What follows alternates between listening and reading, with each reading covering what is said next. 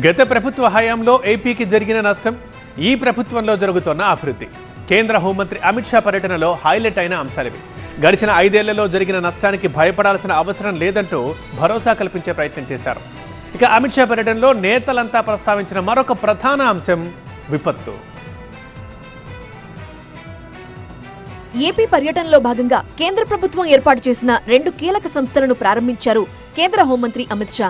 కృష్ణా జిల్లా కొండపావులూరులో నిర్మించిన NIDM south campus తో పాటు ఎన్డీఆర్ఎఫ్ 10వ బెటాలియన్ కార్యాలయాలను ప్రారంభించారు. ఈ సందర్భంగా అమిత్ షా సహా కూటమి నేతలు చేసిన వ్యాఖ్యలు హాట్ టాపిక్ గా మారాయి.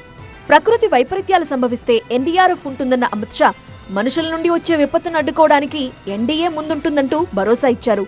5 ఏళ్లలో జరిగిన నష్టానికి భయపడాల్సిన మీరు మీ గ్రామం నుండే ప్రపంచ స్థాయి బిజినెస్ ని స్టార్ట్ చేద్దాం అనుకుంటున్నారా?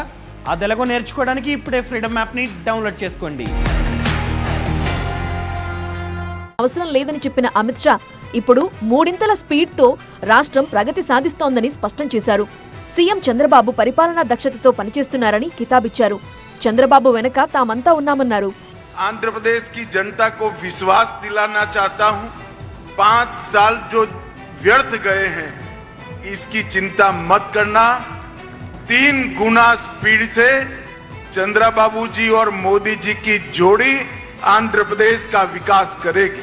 వైసీపీ అనే పెను విపత్తు నుండి రాష్ట్రాన్ని ఎన్డీఏ కాపాడిందన్నారు డిప్యూటీ సీఎం పవన్ కళ్యాణ్. గత ప్రభుత్వం కనుక వచ్చింటది ఏ స్థాయి విపత్తు ఉండేదో మీకు అర్థమైనది. ఇద్దరం కలిసి పనిచేసాం. ప్రజల్ని హ్యూమనిటీ గత ప్రభుత్వం విపత్తు నుంచి మేము కాపాడగలిగాం.